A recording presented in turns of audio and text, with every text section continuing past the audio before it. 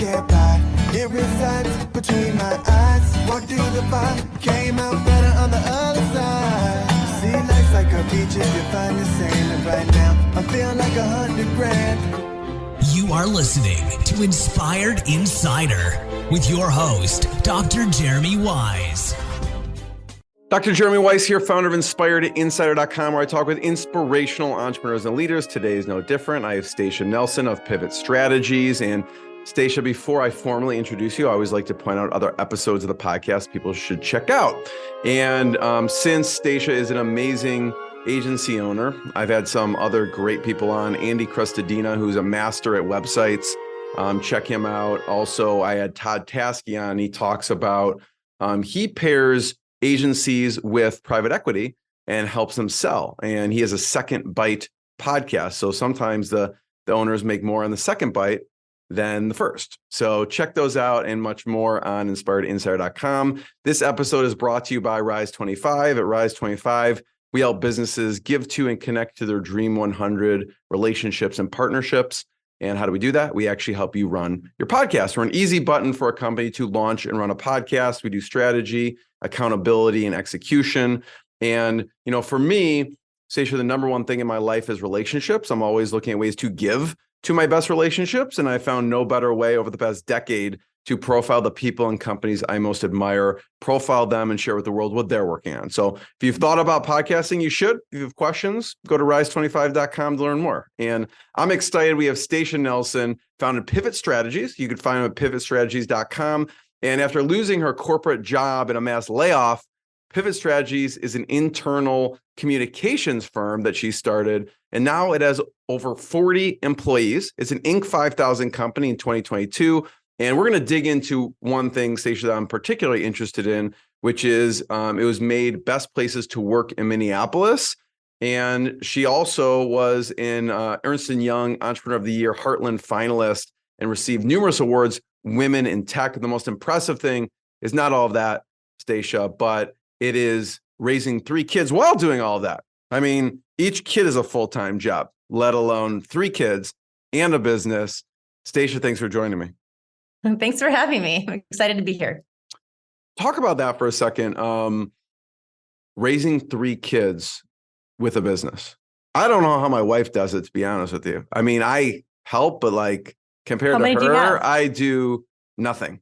2 kids. Okay. Yeah. Yeah. Well, first of all, when I started Pivot, my oldest now was only 11 months old. So I started with only 1 kid. So the biggest challenge has been having 2 and then having 2 maternity leaves during the last 7 years. How'd you manage that maternity leave with the business? You know, I think you've got to turn kind of like your greatest weakness into your greatest strength. So I had to get really good at delegation, really good at trusting other people, really good at hiring the right talent that I knew I could, who could run the ship while I was out. And that actually became a huge part of how we grew, because my first maternity leave I took with my son, my second, while I was out, I put a team in place to kind of manage 1 client. And at the time we lacked diversity. We were pretty focused on 1 client. But when I came back, because things were going well and the employees were doing a really great job of managing that account, I was able to actually start to diversify the business. So it was hard at the time, but it ended up being the best thing that could have happened for the company. Yeah. There's some book in you. I don't know what it is. It's not called maternity leave, but like, you know, people talk about sabbaticals, but maternity leave is hardcore because it's not a sabbatical. You come back, you still have a kid at home. Like you're not coming back with nothing. So who are the key hires you put in place leading up to maternity leave? And you had a couple of these maternity leaves. So who were some of those key hires? Yeah, I did. So when I first went out, I wasn't quite at the place. I think I had about 8 employees. So I wasn't really at the point of hiring a leadership team. So at that time, I just had some really great consultants on my team. A couple of them are still with us. So Kate Kenevan is one on our team who is just a rock star, and she helped significantly with one of our big clients at that time. And then actually Tom Hesse, who did basically operations, and he's still with us too. They both just celebrated their 5-year anniversaries. And they kind of kept things going from the client perspective, but also the operation side. And then my second maternity leave, at that point, we were quite a bit bigger. I think we had probably around 24, 25 employees. And that's when I had started to create a leadership team. So I'd already hired two really great leaders, and I decided we're an EOS company. So I hired an integrator, which is basically a head of operations. I've had Gino Wickman on the podcast before. Oh, yeah. So I'm a huge EOS fan. So we brought in an integrator, and that was really our first go at having an integrator. How did you find them? I ended up using a search firm. It did not work out for us, that integrator. What I realized, and I think I'm just very fortunate this happened, but I had my integrator already hired, and she just wasn't quite ready yet. But now she is. And actually, we just announced about a month ago, Stephanie Jorgensen, she is our new president. And so she's really serving in that role as integrator now. Amazing.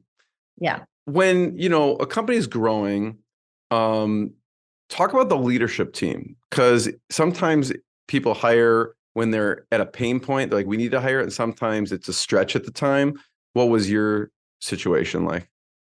So the first leader I hired, Becca Biak, who's still with us as well.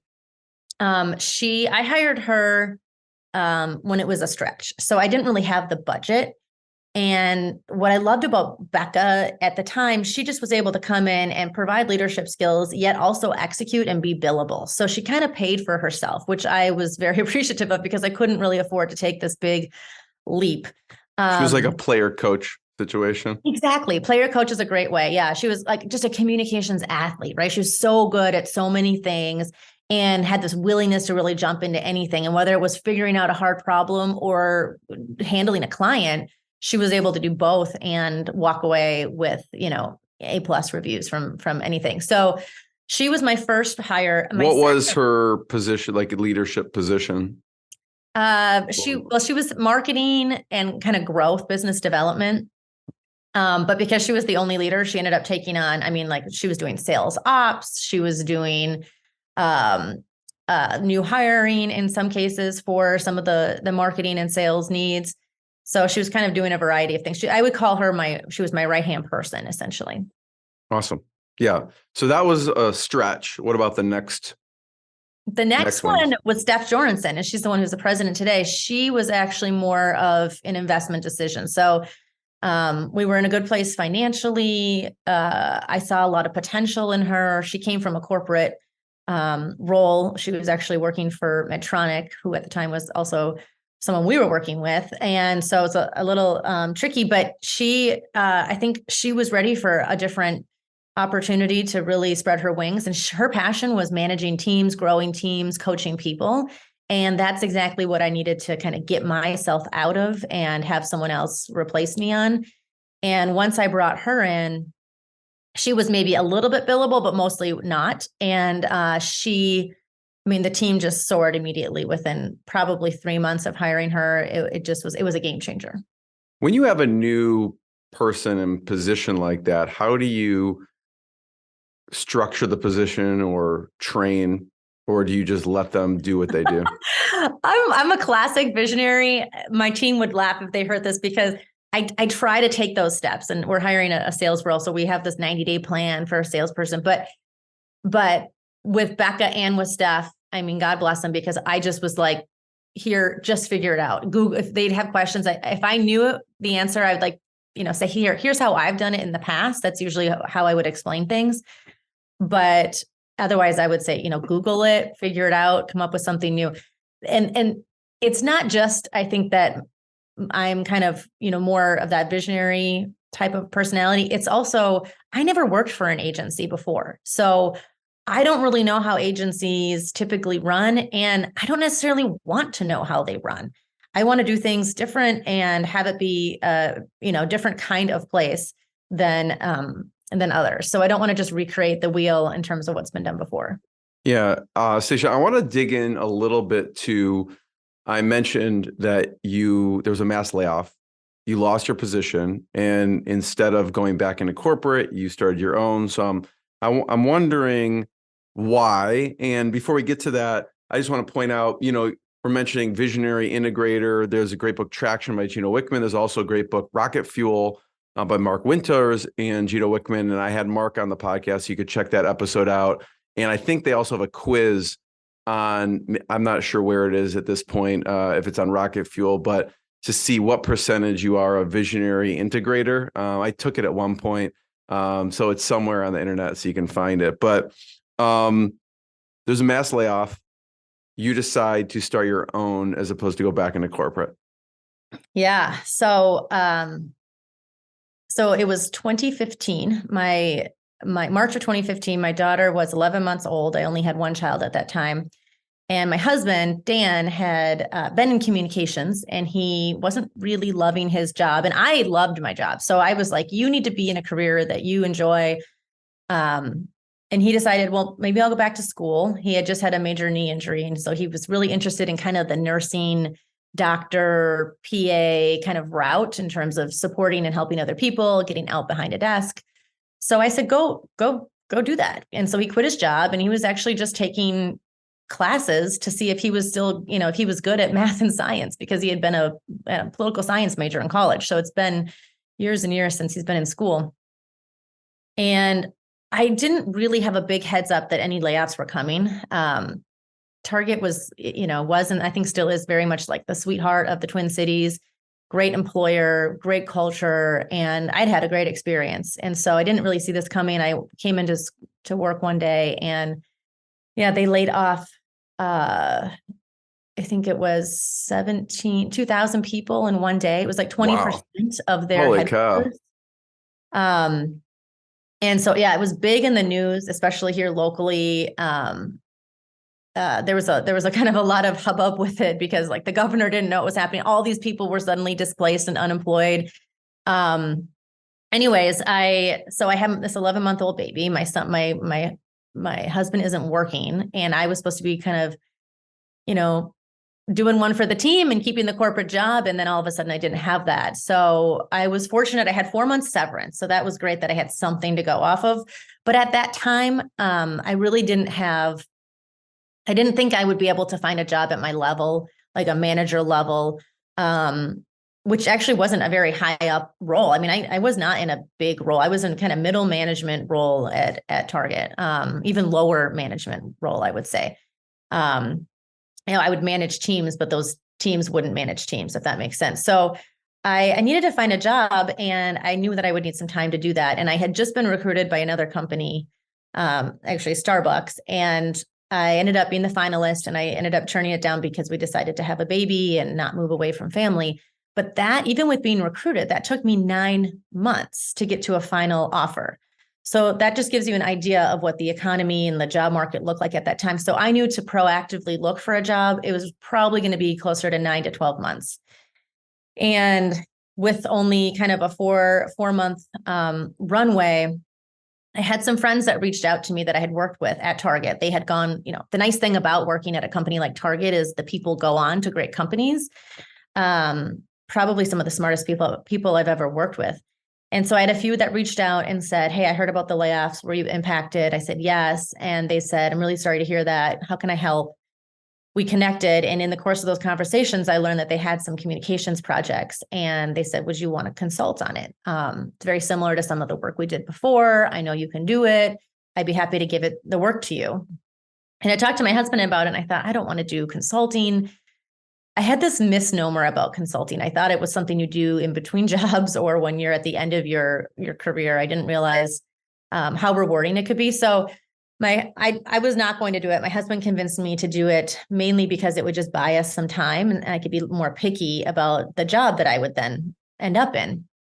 We were really hoping to stay in the Twin Cities, given our young family. And so I needed some extra time. So I took the roles, my first 3 clients, and now I say this like I'm so grateful now that I did this, but my first 3 clients were Nike, American Express, and Cargill.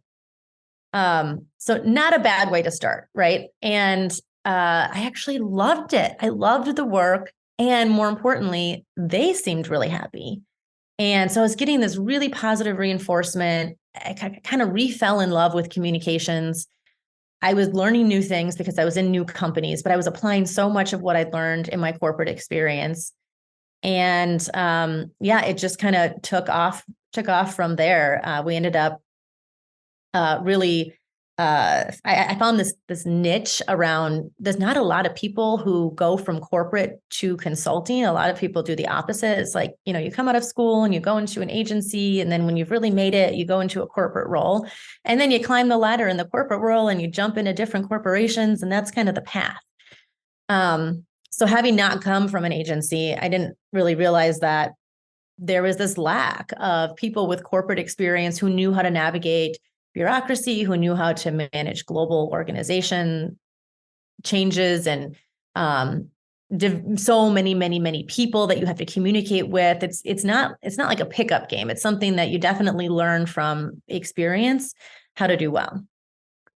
Stacia, that is really an amazing piece of the journey. I'm curious, when the company, your friends bring you in, and you're working with these amazing companies, how do you decide how to charge, right? You were in a corporate position. You probably didn't have to deal with a lot of that stuff. Sometimes people say, I have imposter syndrome. I've never really done this. I've done this in this other position, but I've never done this on my own. How do I charge? Was there any of those thoughts going through your head as far as how should I charge for this?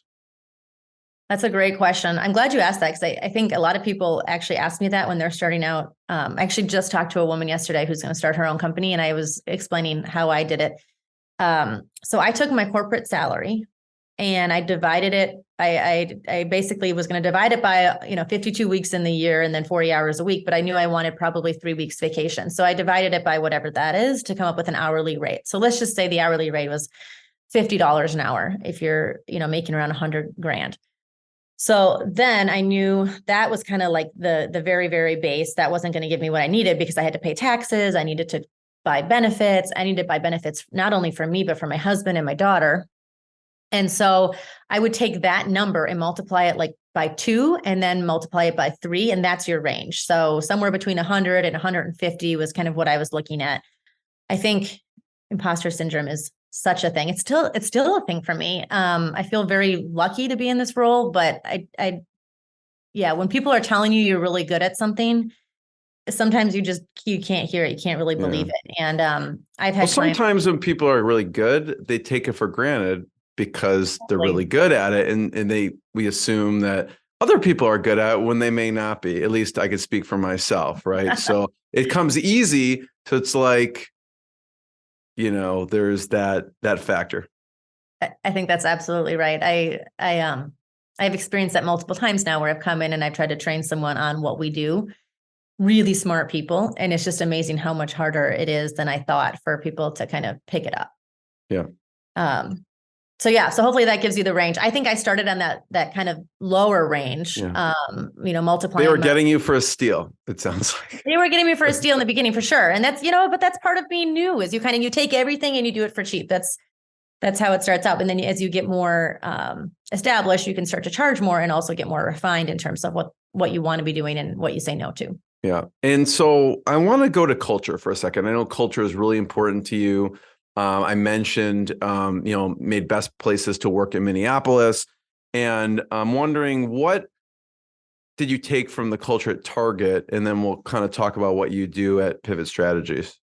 Oh, I love that question. So the culture at Target that I really liked, there was just this camaraderie, the support for one another. There was this drive for excellence. I feel like I've never been so edited in my life. And sometimes that's hard, right? Because it can. What do you mean by that? Edited?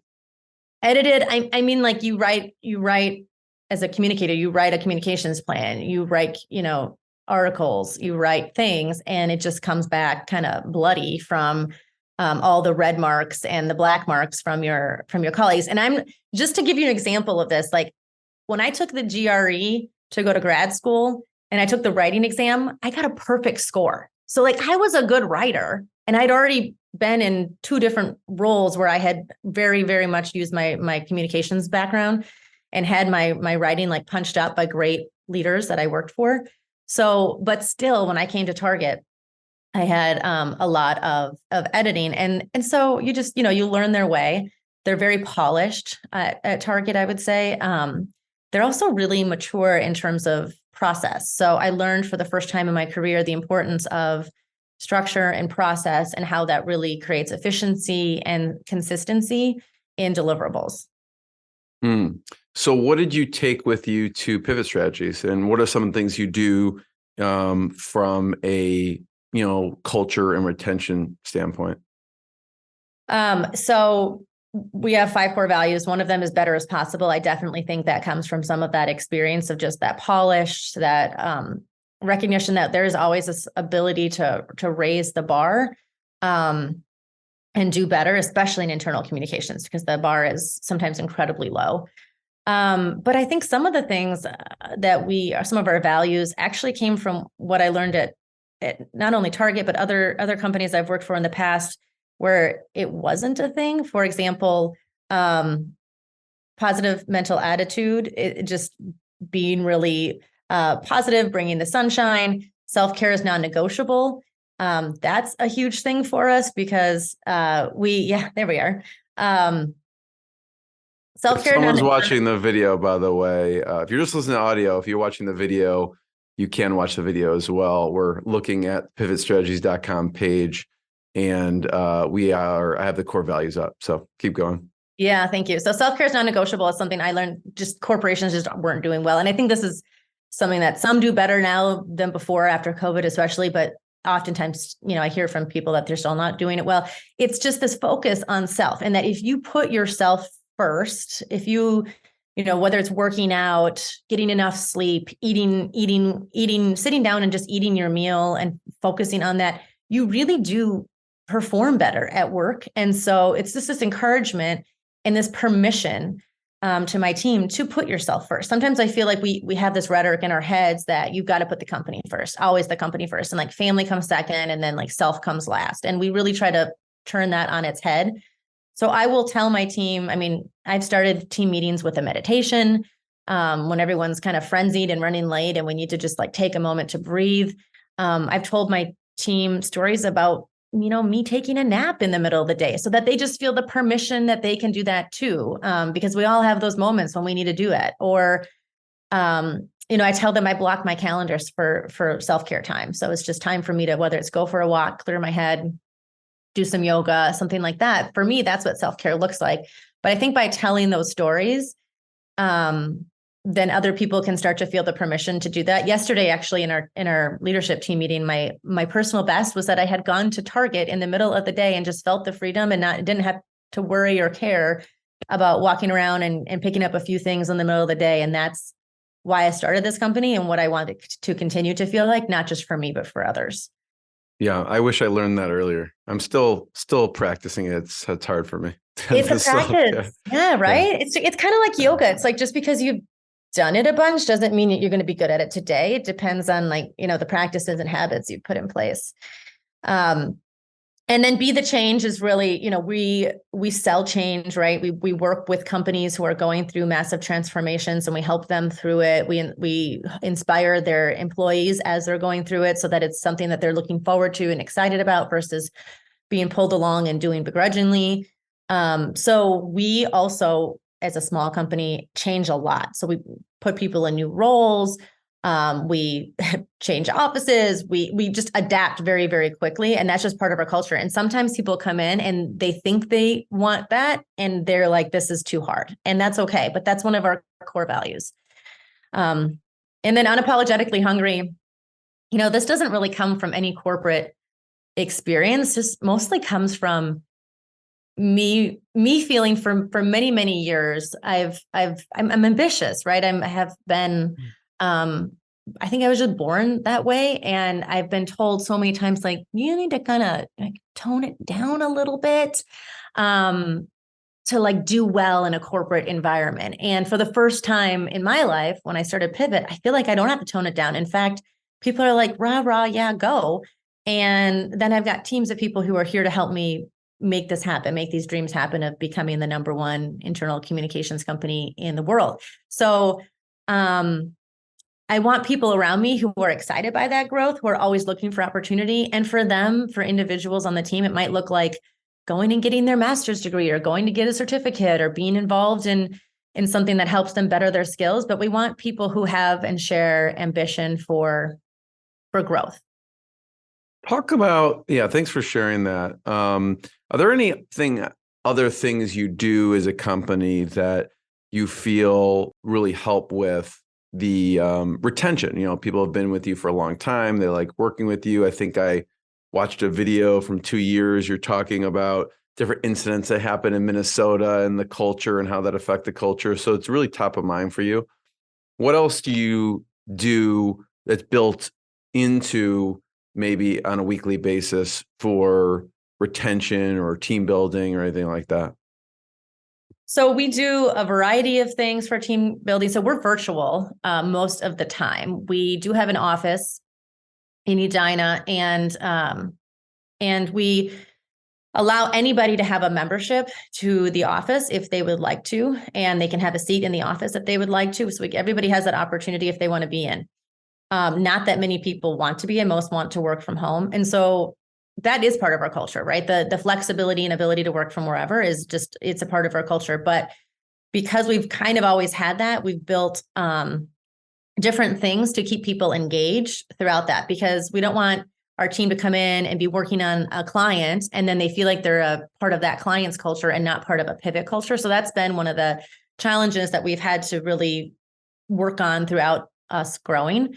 A few things that we do. So first of all, we do a lot of team engagement opportunities. And that can look like I lead self-care workshops. That can look like we do team volunteering. We just did one for a women's shelter for Women's History Month. We're going to do a Habitat for Humanity build in a couple of months. So we come together and do things that are hands-on as a team pretty regularly. We just did a unconscious bias training about a month ago.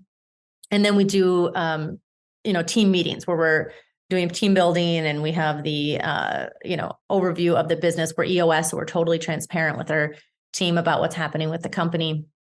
So we do a lot of touch points. We also make sure that our teams aren't overburdened. So our leaders, like our sub leadership team, doesn't have more than 8 direct reports, and that they're able to then engage and work really closely with their team, because it can be, if these teams get really big and it's just hard to keep those points of connection. Love it. I love the team volunteering. It's like also just from a gratitude perspective, just thinking, wow, we're lucky where we're at. Yeah. I think gratitude is actually, it's not in our core values, but it's a really core piece of what I would say is it's important to me. And I think we express it a lot with our team, because we are really lucky to be where we are. And I feel really a lot of gratitude for the team and the clients that have gotten us here. And I share that with the team we do profit sharing and a lot of giving back to the team to show our gratitude to them. We're kind of, I think, known for, we do little gifts and little things for the team to really show that appreciation on a regular basis. And not because it's lip service. It's like, it's really how we feel. So I love to learn, Stacia, more about what you do as a company. And with a few examples, I was actually checking out your website, which I'll pull up here. Pivot people, if they want to find you, can go to pivotstrategies.com. But when I go to the work section, I see a couple things here. So I'd love to talk through what you do.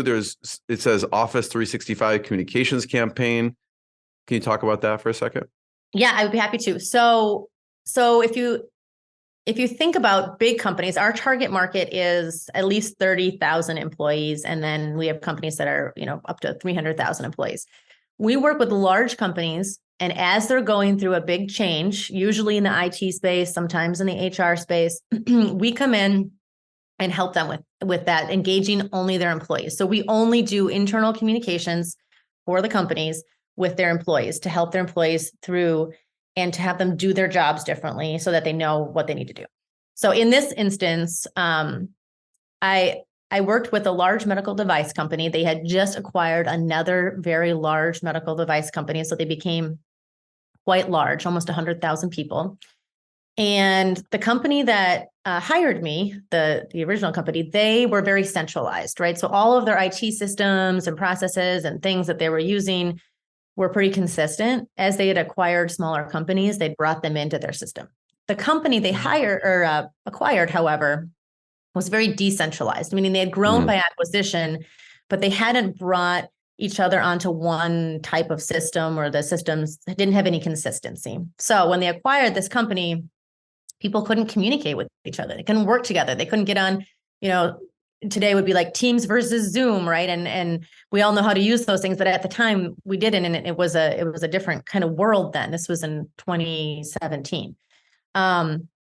So they called me because they knew they had to make all these changes and get everybody on this new platform. Office 365 was really the heart of it, but there was a lot of other components to it.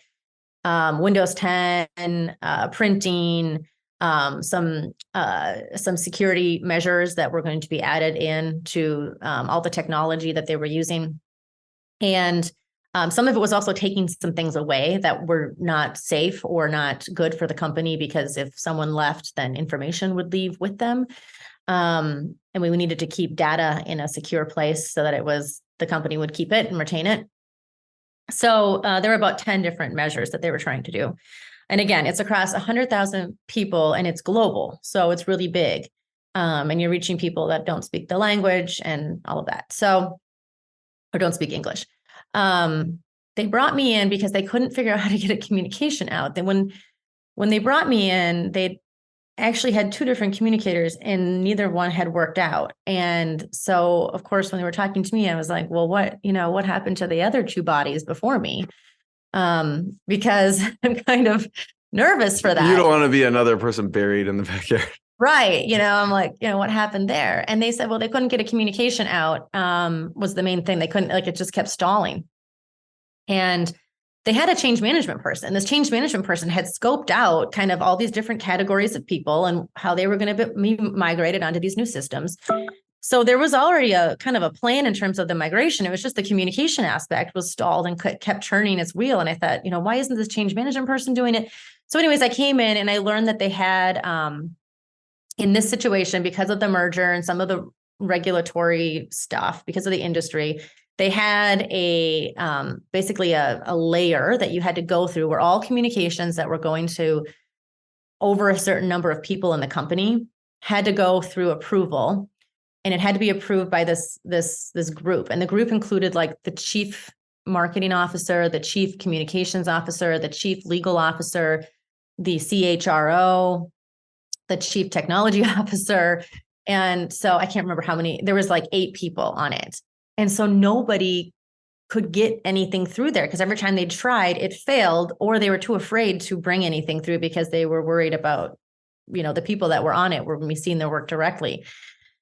So I came in, and once I saw that they had a pretty good plan in place, it just needed a few tweaks. I put together the comprehensive communications plan in terms of how we were going to communicate this out, what first needed to go out. And then I sent it through this group, and they had a couple of questions. They had a couple of, edits and questions that they wanted to ask me about. And so I made those, and then it was fine. And so we got the communication out in 2 weeks of me starting. And it had been months before that they had been trying to get something out and hadn't gone out. So once we got that out, they were like, okay, we found our person that can do this communication stuff and navigate this, global bureaucratic environment. Now we can really rock and roll. So what was initially a 6-month contract ended up becoming a 3-year project. And I ended up bringing a whole team in underneath me. At that time, it was one of those projects where people were like, what is that project? How is that working so well? We had great internal marketing on it. So we, everything on like the digital boards, all over the company, many, many locations. We did a road show with the leadership team to talk about the changes that were coming. I mean, everywhere from Australia to Boston to Colorado. So we really engaged the team in a way that they had never done before with IT. And it kind of became one of these things that other people in the organization said, how are they doing that? How is that working so well? And so I started getting phone calls from Medtronic, even from corporate communications saying, how are you doing this? And can we borrow some of these tips from you? Also, can you come work on this project and that project and this project? So that's really when the company started to take off. It spreads. There's a lot of moving pieces with this, Stacia. I want to talk about the benefits, right? They have 100,000 people, right? So companies think, well, we can just do this internally. One of our 100,000 people can do this, or 10 or 100. Talk about the benefits of bringing in like an outside firm like yourself, as opposed to this company tried to handle it internally and it didn't really work. So what? Twice, yeah.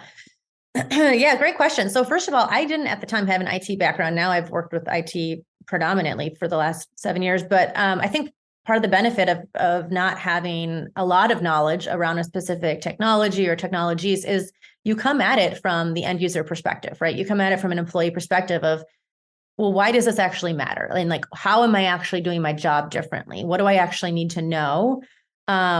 Versus when you're really internal and you kind of get into the jargon, right? There's also, I think, the other advantage I would say is when you have someone come in from the outside who has done this type of big transformation work in the past, just because you have someone internal and they might know, some people, they don't necessarily know the paths and like how to figure out that path quickly. And once you've done it a lot, you can start to figure out, I can pretty much figure out within about 5 days, who are all the people I need to know to go from here to here and get stuff done. And then you go into the relationship building component. So I don't know, the person you hire, the person you have internally, like they might not have executive presence. They might have the ability to figure that out, but not be able to build the trust with the executives. They might be able to build the trust with the executives, but not understand who the right executives are and waste a lot of time spinning their wheels. So I think it's just that kind of right combination of corporate experience and having done similar projects. It doesn't really matter what field it's in. It could be HR, it could be IT, could be supply chain. But that's kind of the secret sauce. And that's why we at Pivot, one of our differentiators is we say we're bred corporate gone agency. So we only hire people who come from that corporate experience and have done similar projects. I think our average tenure right now is about eight years on average that they've been in corporate doing this type of work before they come to us. Yeah. And I could also see when you mention this, there's also a dynamic when some internal goes to the leadership team. They may hold things back because they're worried about whatever they're worried about. So there's that dynamic as well. So having an outside company I could see is a big advantage of just kind of laying it all out. You know what? That's a great point. I didn't even think of that, but that is absolutely a great point because if you're reporting into someone who controls like your pay raise and, as you're climbing the ladder, they're the one that's having a lot of say. You don't want to upset them. And when you're a consultant, you can come in and just say, say what you need to say. When I think about what you do, I love, who are the ideal companies to work with? And like when you talked about this case, I think of big companies that make acquisitions that need to integrate teams and things. I don't know if like a Salesforce or something like that is good. I picture them as always acquiring these companies. Who else is a good fit to work with? So companies that are somewhere between 30,000 employees or more, even up to 300,000 employees are really our ideal. Ideally, it's a company that they have their own corporate communications teams, but they all have their own, roles, and they have some big project coming up, and they're going to need probably 2 to 3 people to help navigate this project to make sure it's successful. That's really kind of our ideal. So Fortune 500s, we say a lot. Global 1000s would also usually fit in there. But sometimes you have companies on that list that don't have a lot of employees. And frankly, they probably wouldn't need us as much as some of these companies that have a ton of employees. So let's talk geographic for a second, because you have a lot of probably clients in Minnesota, and I'm close to you in near outside of Chicago. What are some companies in Chicago that you're like, here's some companies, and you're looking at the cool stuff they're doing in Chicago and Minnesota? Yeah, great question. We do have one big client in Chicago, but we're definitely looking at what else we can be doing there. So ADM, JLL, Kraft, United Airlines, AbbVie, SC Johnson, and I'm sure that there's more, but those are a few that we would definitely think would be a great candidate for the type of work that we do. So someone like ADM, what is, it better than I do, what is some stuff that you would do with them? So if their CIO or someone reporting into their CIO was going through some, new technology, even if it's merging a bunch of ERPs together into one big one, would be an opportunity for us to come in and really help with that. Let's say they wanted to move to S/4HANA for SAP, for example. That would be a great opportunity for us to come in. They may already have that plan mapped out, the strategy mapped out. Maybe it's with one of the big four consulting companies, or they've done that internally. But it's the implementation side where we really are coming in to help them with the end user experience and helping make sure that their teams can actually do their jobs differently. Another thing could be, we've done work with companies that are in agriculture, med device, healthcare. So another opportunity could be also within HR. Let's say they wanted to roll out a new payroll system or a new culture. That would be another thing that we could be very helpful with. Pretty much all the big projects that people are rolling out throughout the year, sounds like. Right. So I have two last questions, Stacia. First of all, thank you. One question I have is just mentors, right? On this journey, who's been really important, whether it's a colleague or a mentor, that's really been beneficial on this crazy corporate to agency journey? So I have to go throw back to when I left. I was actually a lobbyist and I went into PR, which was a huge jump. But if I hadn't made that jump, this wouldn't be possible. And I had 3 women who just kind of helped me from behind the scenes. They gave me just enough information and they gave me their time. And, it's funny because now upon reflection, I realized these women were probably all like millionaires and they were just giving me their time. But at the time, of course, I didn't realize that. And so it just increases, the gratitude just increases as I learn and realize more in my life. But Karen Himley, she actually is now just recently retired. So congratulations, Karen. She was most recently at Thrivent. Lynn Casey, and she also is retired. She was at Padilla Spear Beardsley, and she was the woman CEO there here in Minneapolis. And then Kathy Thunheim, who still runs an amazing organization, Thunheim Partners. They do a lot of work in kind of the public policy arena and public affairs. And she's actually one of those women that you just look up to because she's focused on creating a great culture. She's people first, and she's been that long before her time. And then more recently, Jackie Gibney, she is an agency owner who I met in a CEO group, and she's just been a huge mentor of mine. She's one of those advisor/friend, but she actually sold her company recently and is on to a new phase. But all of those women have been very influential. That's awesome. Thanks for sharing that. So the last question, kind of, you actually brought this up before we hit record, which is you were talking about Tony Horton. I asked him something weird about him and that he was a street mime. And that's actually how he made money. He'd put his hat on the street and get food and rent money from being a street mime. And on that episode, I actually made him do it. But for you, you have a special skill. I'll have you just briefly talk about that. But what's interesting, a fun fact, is you are first generation college grad and you almost didn't graduate from high school, because you talked about, I got this perfect score, but that wasn't always the case for you. So maybe mention your special skill and then we'll talk about, why you didn't almost graduate from high school. Okay, that sounds good. So my special skill is not as cool as miming. And I didn't discover it until I had children because, of course, I wouldn't need to. But I'm really good at the claw machines, that you find in restaurants and arcades and things where you get the stuffy or the candy or the ball out of. I'm really good. You're a kid's hero, though, for that. So that's probably better than miming for kids. Totally. I Yeah. remember one time my husband and I were driving up to a friend's cabin. We didn't have our kids with us. We went into a grocery store, and I can just tell looking at the crane machines if they're going to be easy to do or not, because I'd like have this keen sense now for it. And I put $5 in, and I saw a family behind me that had like 5 kids or 4 kids, I think. I put $5 in, and I pulled out 4 Loveys. And I just turned around and gave each one of these kids. And my husband's like, what the, how did that just happen? So anyways, my kids love that.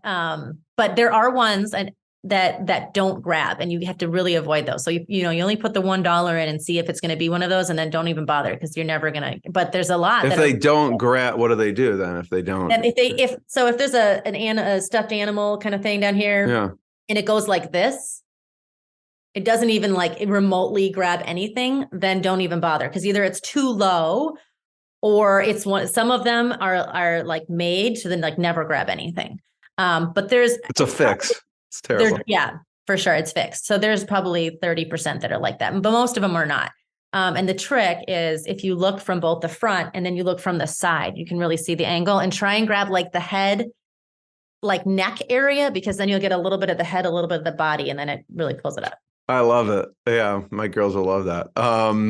I'm always like, don't put money in that. Just going to take it. You're not going to win anything. And they'll just keep feeding money into that thing. So yeah, this is the best interview I've ever done for that fun fact for my daughters. But so you almost didn't graduate high school.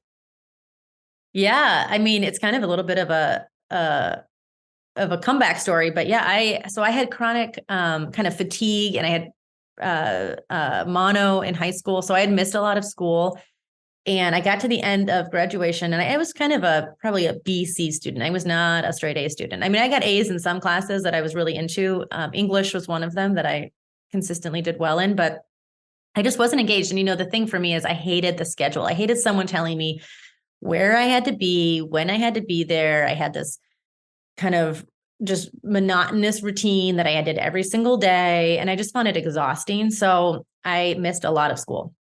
I was like a classic school skipper. In addition to being sick, I would just skip school just because I didn't like someone telling me where I had to be. I wanted to go be free. And so anyways, my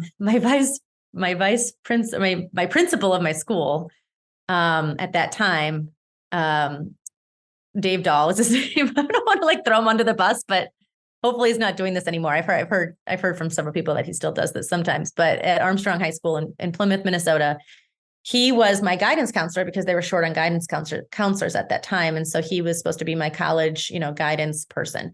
And as I was talking to him, he said, I came in and said, my mom's always, talked about me going to college. She didn't go. My dad didn't go. But I would really like to go. And I think that would make her really proud. And he was like, you're not college material. Don't even bother. So I walked away from that conversation. What a fabulous guidance counselor. Way to be motivating. The opposite of your core value. I know. He actually said it to several friends of mine who actually like ended up dropping out of school. Listen to him. Yeah. Yeah, exactly. Anyways, for me, when he said that, I was kind of like, well, I'll show him, kind of a thing. But then in addition to that, I had that plus the double whammy of, it turns out when I had mono, I had missed enough classes. I'd still received a good grade, but I had missed enough classes where I couldn't be passed out of one of my math classes from my freshman year. And yet they still put me on. It was like, I can't remember, algebra or something. And they put me onto geometry and then like pre-calc. But yet I hadn't ever passed algebra because of my number of absences. So then they made me go back in my senior year. I had 2 weeks before graduation, and they told me I didn't technically get that credit. I think they just didn't like me, probably because it's like Billy Madison. They made you do like 3rd grade again. Well, yeah, they basically had to go back to an alternative school and in 2 weeks pass out of this algebra class, so that I could walk. And they weren't going to let me walk in graduation until I'd done that. So I was like hustling to do it. But yeah, barely graduated. I only applied to one college. It was Hamline University in Minnesota. And I wrote them a note. I think I had a pretty bad score on, I can't remember what it is, not SATs. ACT, yeah. I didn't have a great score and also didn't have great grades. So I had to make a pitch to them to let me in. And I told them in this letter, like, you're the only school I'm applying to. And if you don't take me, like, I'm not going to college, essentially. And I had toured several colleges, including like the U of M, but there was something about Hamlin when I was on the campus.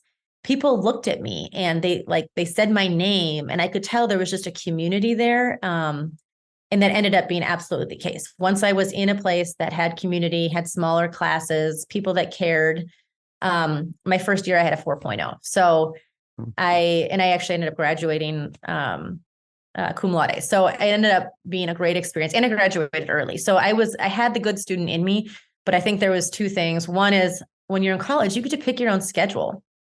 And in high school, you're on someone else's schedule. And that really, like, I feel like I needed to be in like a grown-up environment to thrive. And I would actually kind of equate that, Jeremy, to going from corporate to going to consulting. So in corporate, I had to show up at 8, leave at 5, do these core things in order to do well. And I didn't really ever thrive in that environment. And then I went into consulting where I get to build my own schedule, focus on the things that I felt were most important. And then look what happened.